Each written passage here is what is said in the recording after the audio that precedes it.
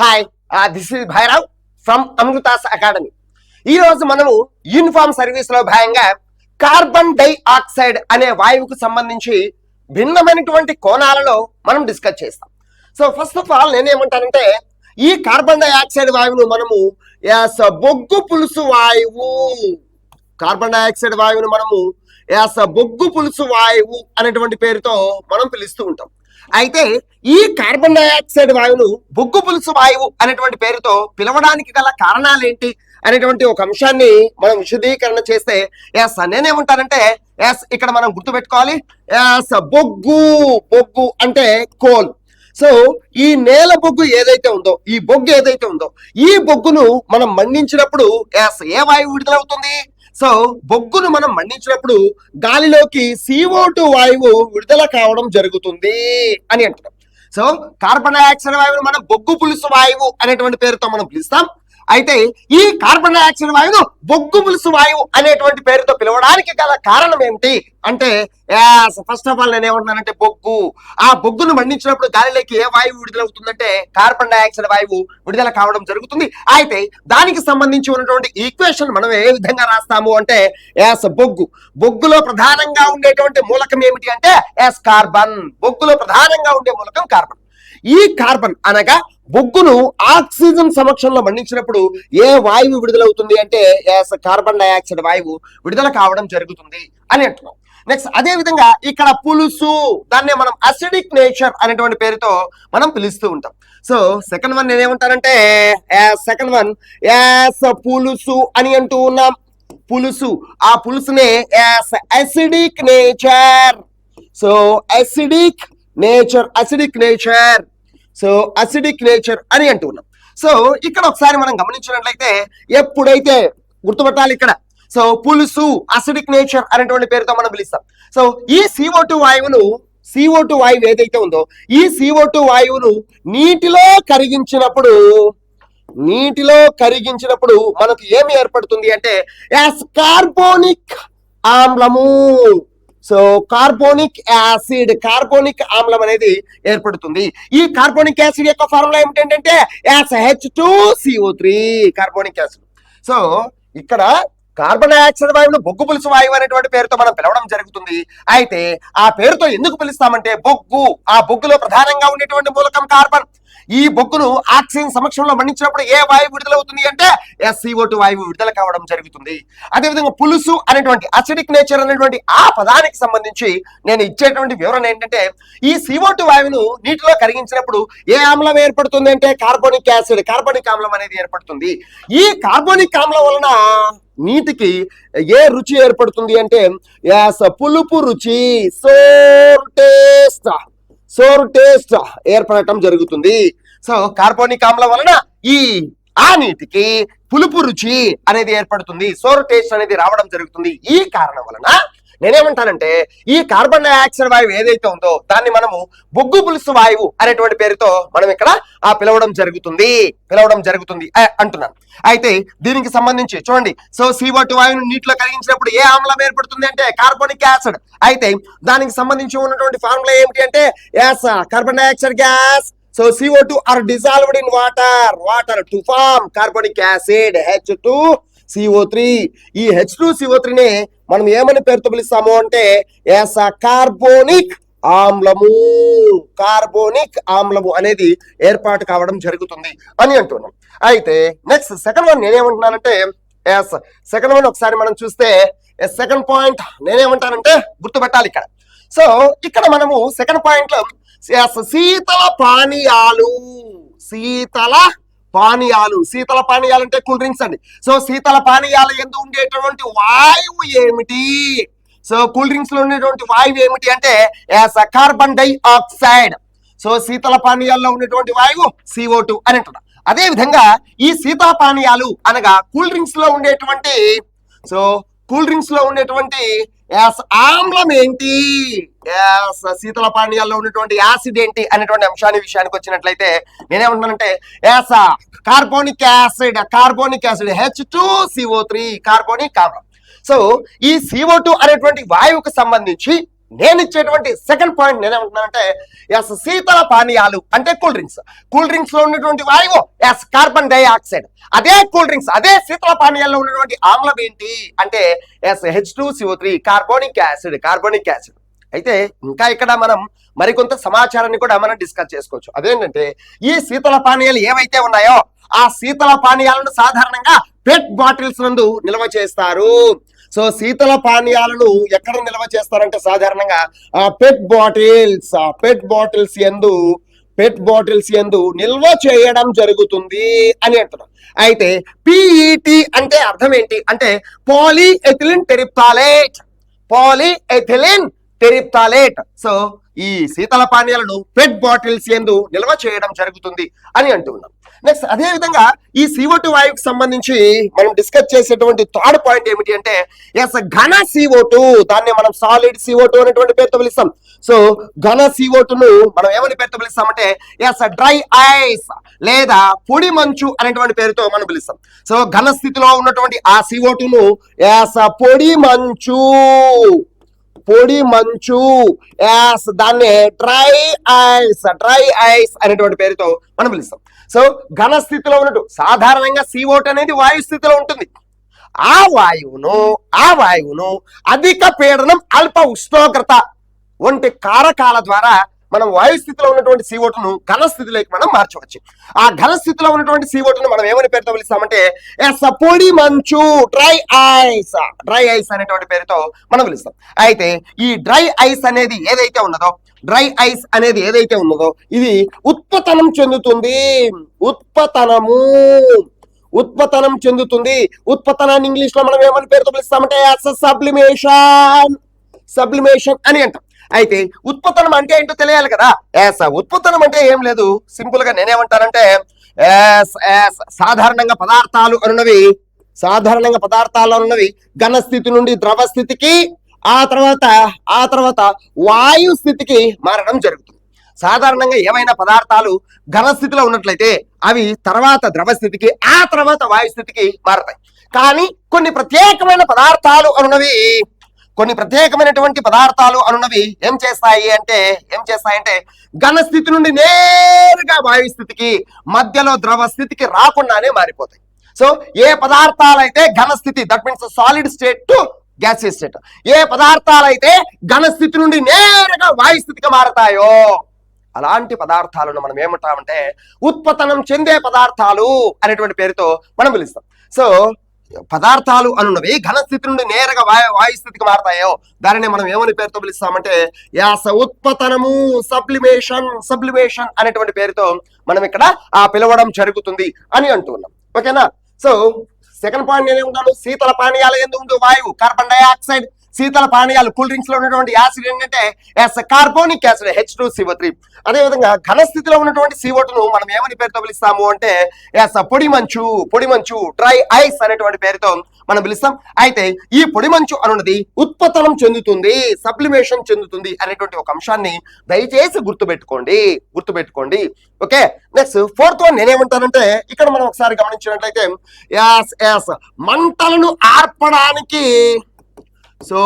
మంటలను ఆర్పడానికి ఉపయోగించే అత్యుత్తమ పదార్థం ఏమిటి అంటే అత్యుత్తమ పదార్థం ఏమిటి అంటే ఈ CO2 వాయువే. సో సాధారణంగా నేనేమంటున్నానంటే మంటలను ఆర్పడానికి ఉపయోగించేటువంటి అత్యుత్తమ పదార్థం CO2. సాధారణంగా మంటలను ఆర్పడానికి నీటిని కూడా మనం ఉపయోగిస్తాం. అయితే ఈ నీటిని ఏ సందర్భాలలో ఉపయోగిస్తామంటే కర్ర, అదేవిధంగా కాగితం ఇలాంటి పదార్థాలు మండుతూ ఉన్నప్పుడు వాటిని ఆర్పడానికి మనము నీటిని ఉపయోగించడం జరుగుతుంది. కానీ సో విద్యుత్ పరికరాలు కానివ్వండి,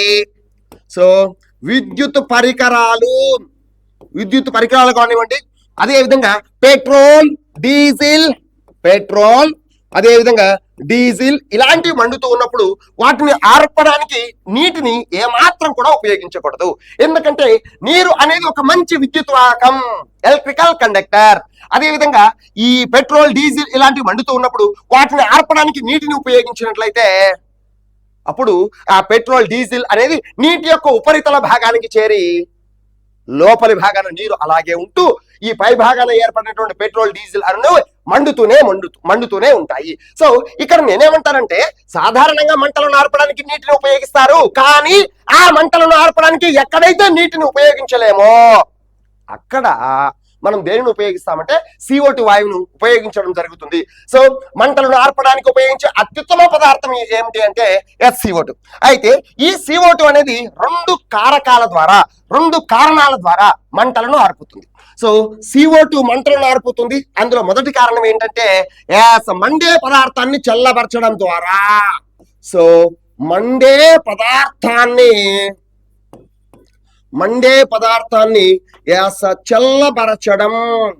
పదార్థాన్ని చల్లబరచడం ద్వారా ఈ CO2 వాయువు మంటలను ఆర్పుతుంది.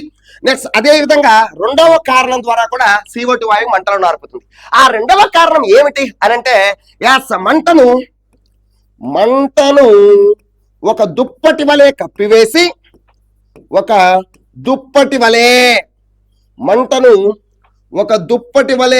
కప్పివేసి కప్పివేసి గాలి సరఫరాను నిరోధించుట ద్వారా ఈ CO2 వాయువు అనేది మంటలను ఆర్పుతుంది. సో CO2 వాయువు ఏం చేస్తుంది? ఫస్ట్ వన్, మంటలను ఆర్పడానికి ఉపయోగించే అత్యుత్తమ పదార్థం ఏంటి? CO2 వాయువు అంటున్నాం. అయితే ఈ CO2 వాయువు రెండు కారకాల ద్వారా మంటలను ఆర్పుతుంది. అందులో మొదటిది ఏమిటి అంటే మండే పదార్థం ఏదైతే ఉందో ఆ మండే పదార్థాన్ని చల్లబరచడం ద్వారా. ఫర్ ఎగ్జాంపుల్ ఇక్కడ మంటలు మండుతూ ఉన్నాయి, ఈ మంటల పైన మనం CO2 వాయువుని స్ప్రే చేసినట్లయితే ఆ CO2 వాయువు మండే పదార్థాన్ని చల్లబరిచి మంటలను అదుపులోకి తెస్తుంది. రెండోది ఏంటంటే ఈ CO2 వాయువు అనేది గాలి కన్నా బరువైన వాయువు. ఈ కారణం వలన CO2 వాయువు నెమ్మదిగా కిందికి వస్తుంది. ఈ విధంగా నెమ్మదిగా కిందికి వస్తూ ఆ మంటను ఒక దుప్పటి వలె, ఒక కంబలి వలె కప్పివేసి గాలి సరఫరాను నిరోధిస్తుంది. ఎప్పుడైతే గాలి సరఫరా ఆగిపోతుందో ఆ మంటలు అనేటివి ఆరిపోవడం జరుగుతుంది. సో ఈ రెండు రకాలైనటువంటి అంశాల ద్వారా ఈ CO2 వాయువు అనేది మంటలను ఆర్పుతుంది అనేటువంటి ఒక అంశాన్ని మీరు డెఫినెట్ గా గుర్తుపెట్టుకోండి. నెక్స్ట్ వన్, మరొక అంశాన్ని మనం చూసినట్లయితే అధిక మొత్తంలో CO2 వాయువును పొందడానికి అధిక మొత్తంలో CO2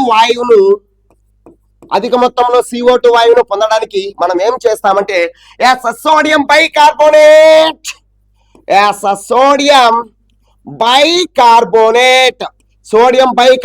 అన్నా సోడియం హైడ్రోజన్ కార్బోనేట్ అన్నా రెండు ఒకటే. Sodium bicarbonate NaHCO3. Sodium bicarbonate యొక్క ఫార్ములా NaHCO3. లేదా పొటాషియం బైకార్బోనేట్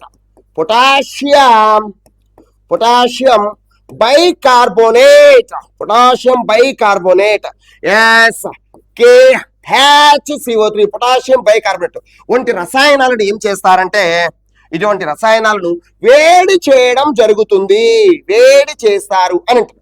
సో అధిక మొత్తంలో CO2 వాయువును పొందడానికి, అయితే అధిక మొత్తంలో CO2 వాయువును పొందాల్సిన అవసరం ఏంటి? సాధారణంగా మంటలను ఆర్పడానికి నీటిని ఉపయోగిస్తారు, కానీ ఏ పరిస్థితుల్లో అయితే మంటలను ఆర్పడానికి నీటిని మనం ఉపయోగించలేమో అలాంటి పరిస్థితులలో CO2 వాయువును ఉపయోగిస్తాం. ఆ CO2 వాయువును సిలిండర్ల యందు నిల్వ చేస్తారు. మనం ఎప్పుడైనా పెద్ద అపార్ట్మెంట్స్ కానివ్వండి, లేదా సినిమా థియేటర్కి వెళ్ళినా కూడా ఆ గోడలకి ఒక ఎరుపు రంగులో ఉన్నటువంటి CO2 సిలిండర్ను తగిలించి ఉంటారు, అతికించబడి ఉంటుంది. సో ఆ CO2 వాయువును సిలిండర్ లో నింపడానికి మనం CO2 వాయువు కావాలి కదా.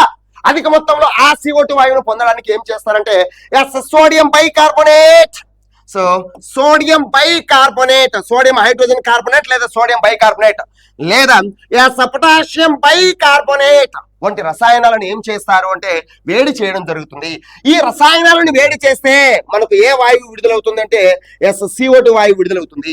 ఈ విధంగా విడుదలైనటువంటి ఈ CO2 వాయువును ఏం చేస్తారంటే సిలిండర్ల యందు నిల్వ చేయడం జరుగుతుంది.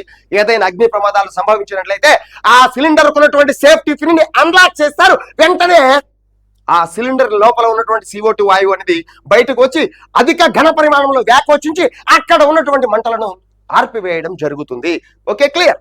సో ఇలాంటి అంశాలను మీరు గుర్తుపెట్టుకునేటువంటి ప్రయత్నం చేయండి. సో ఇది 5th పాయింట్ అని ఉంటాం. నెక్స్ట్ మరొక అంశాన్ని మనం చూసినట్లయితే 6వ పాయింట్ నేనేం చెప్తున్నానంటే నెక్స్ట్ పాయింట్ ఏంటంటే గుర్తుపెట్టుకోండి ఇక్కడ. సో సోడియం బైకార్బోనేట్ ఏదైతే ఉన్నదో, సోడియం హైడ్రోజన్ కార్బోనేట్ అన్నా లేదా సోడియం బైకార్బోనేట్ దీన్నే బేకింగ్ సోడా అనేటువంటి పేరుతో మనం పిలుస్తాం. సో సోడియం బైకార్బోనేట్ దానినే మనం బేకింగ్ సోడా అనేటువంటి పేరుతో మనం పిలవడం జరుగుతుంది. అయితే ఈ బేకింగ్ సోడా ఏదైతే ఉందో ఈ బేకింగ్ సోడాను నీటిలో కలిపినప్పుడు మనకు ఏ వాయువు విడుదలవుతుందంటే CO2 వాయువు విడుదల కావడం జరుగుతుంది. సో సోడియం బైకార్బోనేట్ లేదా సోడియం హైడ్రోజన్ కార్బోనేట్ దానిని మనం బేకింగ్ సోడా, వంట సోడా అనేటువంటి పేరుతో మనం పిలుస్తాం.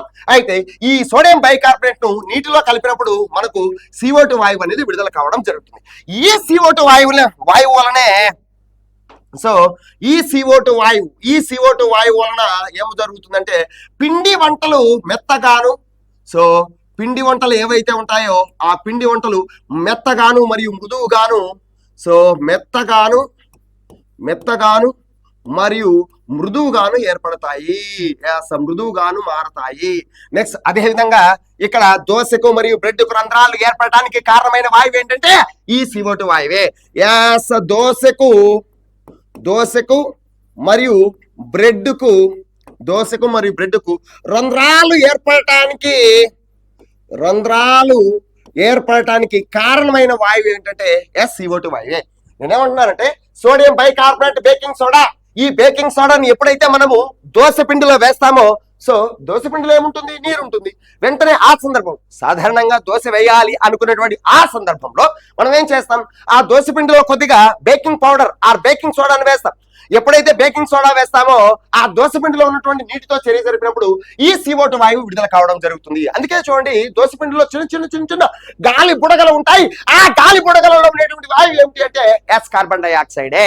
ఎప్పుడైతే ఈ బేకింగ్ సోడాను మనము ఆ పిండి పదార్థాలలో, పిండి వంటల్లో కలుపుతామో అప్పుడు ఆ పిండి వంటలు ఎలా మారతాయంటే మెత్తగాను మృదువుగాను ఏర్పడతాయి. అదే విధంగా దోశకు మరియు బ్రెడ్కు రంధ్రాలు ఏర్పడటానికి కారణమైన వాయువు ఏంటంటే కార్బన్ డైఆక్సైడే అంటున్నాను. ఓకేనండి, దయచేసి గుర్తుపెట్టుకోండి. నెక్స్ట్ వన్ మరొక ముఖ్యమైనటువంటి పాయింట్ నేనేమంటానంటే ఇక్కడ చూడండి. సో కాల్షియం హైడ్రాక్సైడ్ ఏదైతే ఉన్నదో, కాల్షియం హైడ్రాక్సైడ్ దీనినే మనము తడి సున్నము అనేటువంటి పేరుతో మనం పిలుస్తాం. తడి సున్నం అని అంటాం. సో తడి సున్నం ఏదైతే ఉందో ఈ తడి సున్నాన్ని గోడలకు గోడలకు పూతగా వేసినప్పుడు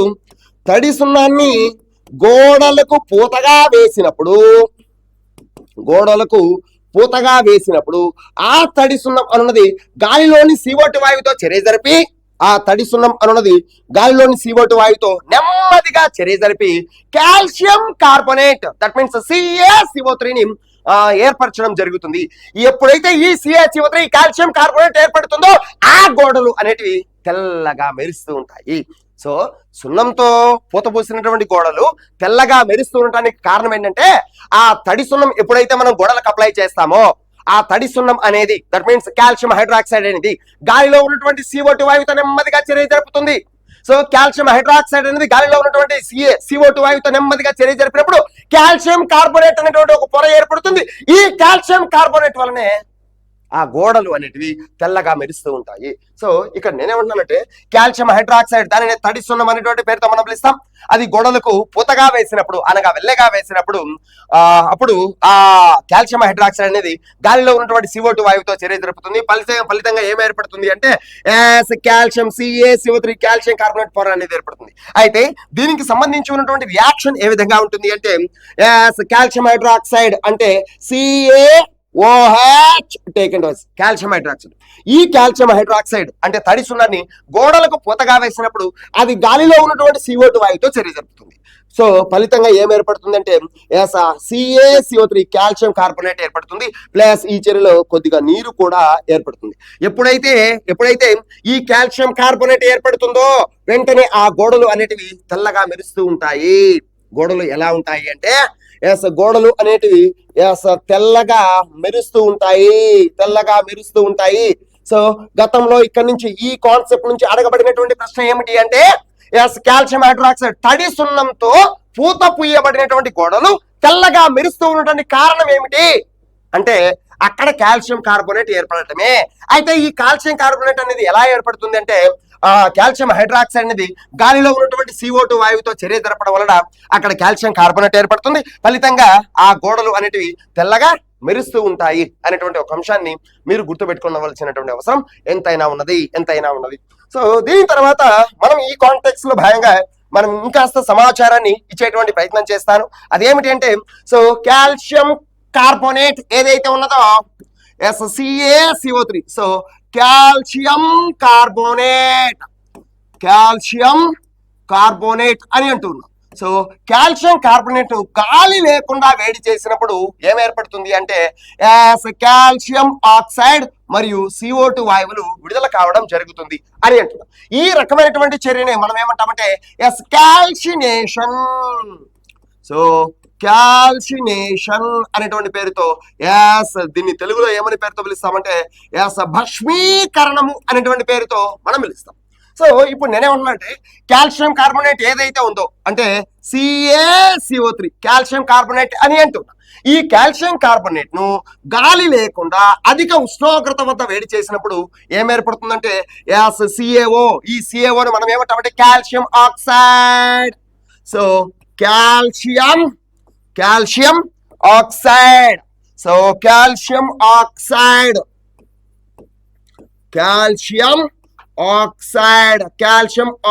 అంటే కాల్షియం ఆక్సైడ్ ప్లస్ CO2 వాయువు కూడా విడుదల కావడం జరుగుతుంది. ఈ రకమైనటువంటి ప్రక్రియని మనం ఏమని పేరుతో పిలుస్తామంటే కాల్సినేషన్ భస్మీకరణము అనేటువంటి పేరుతో మనం పిలుస్తాం. ఇక్కడ ఒకసారి మనం గమనించినట్లయితే నేనేమంటానంటే ఇక్కడ ఒకసారి చూడండి. సో ఇక్కడ ఒకసారి మనం చూసినట్లయితే CaCO3 ఈ CaCO3ని మనం లైమ్ స్టోన్ అనేటువంటి పేరుతో మనం పిలుస్తాం. అదేవిధంగా CaO కాల్షియం ఆక్సైడ్. ఈ కాల్షియం ఆక్సైడ్ ని మనం ఏమంటామంటే క్విక్ లైమ్ అనేటువంటి పేరుతో మనం ఇక్కడ పిలవడం జరుగుతుంది అని అంటున్నాం. సో ఇది కాల్షియం కార్బోనేట్ గాలి లేకుండా అధిక ఉష్ణోగ్రత వద్ద వేడి చేసినప్పుడు అక్కడ ఏం ఏర్పడుతుందంటే calcium oxide plus carbon dioxide అనేటువంటి వాయువు విడుదల కావడం జరుగుతుంది. ఈ రకమైనటువంటి ప్రక్రియను మనం ఏమంటామంటే కాల్సినేషన్ భస్మీకరణము అనేటువంటి పేరుతో మనం ఇక్కడ పిలుస్తాము. నెక్స్ట్ అదే విధంగా నైన్త్ పాయింట్ ఏమంటారంటే గ్లోబల్ వార్మింగ్ ఏదైతే ఉందో గ్లోబల్ వార్మింగ్ ఏదైతే ఉందో ఈ గ్లోబల్ వార్మింగ్ కి ప్రధాన కారణమైన వాయువు ఏమిటి అంటే ఈ కార్బన్ డైఆక్సైడ్ వాయువే. సో గ్లోబల్ వార్మింగ్ దాన్ని భూతాపము అనేటువంటి పేరుతో మనం పిలుస్తాం. సో భూతాపము గ్లోబల్ వార్మింగ్ అంటే ఏంటి అని అంటే భూ ఉపరితల ఉష్ణోగ్రతలో నమోదయ్యే అసంఖ్యాక పెరుగుదలనే మనం భూతాపము గ్లోబల్ వార్మింగ్ అనేటువంటి పేరుతో మనం పిలుస్తాం. అయితే ఈ గ్లోబల్ వార్మింగ్ కి అనేక రకాలైన వాయువులు కారణం అయినప్పటికీ అందులో అతి ప్రధాన కారణమైన వాయువు ఏమిటి అంటే ఈ కార్బన్ డైఆక్సైడే, ఈ CO2నే అని అంటుంది. అయితే ఏదైనా ఒక చర్యలో నేనేమంటానంటే CO2 వాయువు విడుదలైనదా లేదా విడుదలైనది అని నిర్ధారణ చేయడానికి ఉపయోగించేటువంటి టెస్ట్ ఏమిటి అంటే లైమ్ వాటర్ టెస్ట్. సో ఏదైనా ఒక చర్యలో CO2 వాయువు విడుదలైనది అని తెలపడానికి మనం చేసేటువంటి పరీక్ష పేరే లైమ్ వాటర్ టెస్ట్. సో దీన్ని తెలుగులో సున్నపు తేట పరీక్ష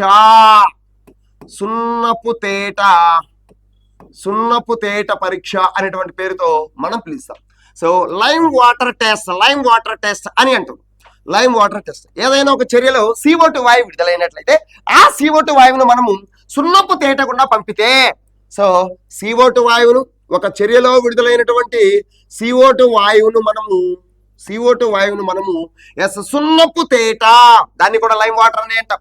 సో సున్నపు తేట గుండా పంపినప్పుడు సున్నపు తేట గుండా పంపితే ఆ సున్నపు తేట అనేది పాల వలె మిల్కీగా మారుతుంది. సో పాల వలె తెల్లగా మారుతుంది. పాల వలె తెల్లగా మారడం జరుగుతుంది. సో సున్నపు తేటను పాల వలె తెల్లగా మార్చేటువంటి వాయువు ఏంటంటే ఎస్ CO2 వాయువే. సో దీనికి సంబంధించి ఉన్నటువంటి రియాక్షన్ ఏ విధంగా ఉంటుంది అంటే ఎస్ సున్నపు తేట పరీక్ష అని అంటున్నాను. సో సున్నపు తేట యొక్క ఫార్ములా ఏమిటంటే కాల్షియం హైడ్రాక్సైడ్. ఈ కాల్షియం హైడ్రాక్సైడ్ గుండా ఏదైనా ఒక చర్యలో విడుదలైనటువంటి CO2 వాయువును పంపినట్లయితే ఆ సున్నపు తేట అనేది పాల వలె తెల్లగా మారుతుంది. ఈ పాల వలె తెల్లగా మారడానికి కారణం ఏంటంటే ఆ చర్యలో కాల్షియం కార్బోనేట్ ఏర్పాటు కావడమే. ఈ చర్యలో కొద్దిగా నీరు కూడా ఫామ్ కావడం జరుగుతుంది అని అంటున్నాం. సో CO2 వాయువును గుర్తించడానికి చేసేటువంటి పరీక్ష పేరు ఏమిటి అంటే ఎస్ సున్నపు తేట పరీక్ష, లైమ్ వాటర్ టెస్ట్. సో ఒక చర్యలో CO2 వాయువు విడుదలైతే ఆ CO2 వాయువును మనం కలర్లెస్ గా ఉన్నటువంటి సున్నపు తేట గుండా పంపినప్పుడు ఆ సున్నపు తేట పాల వలె తెల్లగా మారుతుంది. సున్నపు తేటను పాల వలె తెల్లగా మార్చే వాయువు ఏంటంటే కార్బన్ డైఆక్సైడ్ అంటూ ఉన్నాం. సో దీనికి సంబంధించిన కొంత ఇన్ఫర్మేషన్ ఇంకా ఇచ్చేటువంటి ప్రయత్నం చేస్తాను. ఒకసారి రివిజన్ చేస్తాను. ఎస్ క్లియర్ గా మనం ఒకసారి చూసినట్లయితే ఎస్ నేనేమంటానంటే ఎస్ కాంపిటేటివ్ ఎగ్జామ్స్ లో భాగంగా ఎస్ కార్బన్ డైఆక్సైడ్ గురించి వివరణిస్తున్నాను. ఎస్ ఈ CO2 వాయువును బొగ్గు పులుసు వాయువు అనేటువంటి పేరుతో మనం పిలుస్తాం. ఈ బొగ్గు పులుసు వాయువు అని పిలవడానికి కారణాలు ఏంటి అనేది నేను ఇక్కడ వివరించడం జరిగింది. ఆ తర్వాత శీతల పానీయాలు ఎందు ఉండేటువంటి వాయువు ఏంటి, అందులో ఉండేటువంటి ఆమ్లం ఏంటి, సాధారణంగా శీతల పానీయాలను ఏ బాటిల్స్ ఎందు నిల్వ చేయడం జరుగుతుంది అనేటువంటి అంశాన్ని వివరించాను. నెక్స్ట్ అదే విధంగా ఘన సాలిడ్ CO2ను మనం ఏమంటామంటే పొడి మంచు, డ్రై ఐస్ అనేటువంటి పేరుతో మనం పిలుస్తాము. నెక్స్ట్ అదే విధంగా మంటలను ఆర్పడానికి ఉపయోగించే అత్యుత్తమ పదార్థం ఏమిటంటే CO2. అయితే ఈ CO2 వాయువు ఏ విధంగా మంటలను ఆర్పుతుంది అనేటువంటి అంశాన్ని మనం చూసాం. నెక్స్ట్ అధిక మొత్తంలో CO2 వాయువును పొందడానికి మనం వేడి చేసినటువంటి రసాయనాలు ఏవి అంటే సోడియం బైకార్బోనేట్ ను వేడి చేసిన CO2 వస్తుంది, లేదా పొటాషియం బైకార్బోనేట్ ను వేడి చేసినా కూడా CO2 వాయువు విడుదల కావడం జరుగుతుంది. Next sodium bicarbonate, baking soda ఏదైతే ఉందో దానిని మనం నీటిలో కలిపినప్పుడు CO2 వాయువు విడుదలవుతుంది. ఈ CO2 వాయువు వలనే ఆ పిండి వంటలన్నిటి మెత్తగాను మృదువుగానే మారతాయి. అదేవిధంగా దోశకు, బ్రెడ్కు రంధ్రాలు ఏర్పడడానికి కారణమైన వాయువు ఏంటంటే CO2 వాయువే. నెక్స్ట్ అదే విధంగా కాల్షియం హైడ్రాక్సైడ్ తడి సున్నం ఏదైతే ఉన్నదో ఆ తడి సున్నాన్ని గోడలకు వెల్లగా వేసినప్పుడు, గోడలకు పొత్తగా వేసినప్పుడు అంటే గోడలకు అప్లై చేసినప్పుడు ఆ కాల్షియం హైడ్రాక్సైడ్ అనేది గాలిలో ఉన్నటువంటి CO2తో నెమ్మదిగా చర్య జరిపి కాల్షియం కార్బోనేట్ అనేటువంటి ఒక పొరను ఏర్పరుస్తుంది. ఈ కారణం వల్లనే ఆ సున్నంతో పూత పోయబడినటువంటి గోడలు అనేటివి తెల్లగా మెరుస్తూ ఉంటాయి. Okay clear. నెక్స్ట్ వన్ ఇక్కడ చూస్తే కాల్షియం కార్బోనేట్ ఏదైతే ఉందో సో CaCO3 అనేటువంటి పేరుతో మనం పిలుస్తాం. ఈ కాల్షియం కార్బోనేట్ ను గాలి లేకుండా అధిక ఉష్ణోగ్రత వద్ద వేడి చేసినప్పుడు అది కాల్షియం ఆక్సైడ్ CaO ప్లస్ ఇంకా ఏర్పడుతుంది CO2 వాయువు విడుదల కావడం జరుగుతుంది అని అంటున్నాను. ఈ CaCO3ని మనం లైమ్ స్టోన్ అని అంటాం. అదేవిధంగా CaO కాల్షియం ఆక్సైడ్ ను క్విక్లైమ్ అని అంటాం. ఈ CaOను సాధారణంగా ఎక్కడ ఉపయోగిస్తారంటే సిమెంట్ పరిశ్రమల యందు సిమెంట్ పరిశ్రమల యందు అధికంగా ఉపయోగించడం జరుగుతుంది అని అంటున్నా. నెక్స్ట్ లాస్ట్ పాయింట్ ఏంటంటే గ్లోబల్ వార్మింగ్ కు అతి ప్రధాన కారణమైన వాయువు ఏంటంటే CO2 వాయువే, CO2 గ్యాస్ అని అంటున్నాం. అదే విధంగా CO2 వాయువును గుర్తించడానికి చేసినటువంటి పరీక్ష పేరు ఏమిటంటే లైమ్ వాటర్ టెస్ట్, సున్నపు తేట పరీక్ష అని అంటున్నాం. ఓకే.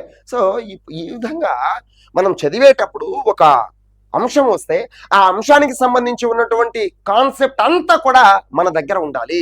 సో ఏ విధంగా ప్రశ్న రావచ్చు, ప్రశ్న అడిగేటటువంటి తీరు కూడా మారినది. Okay, thank you.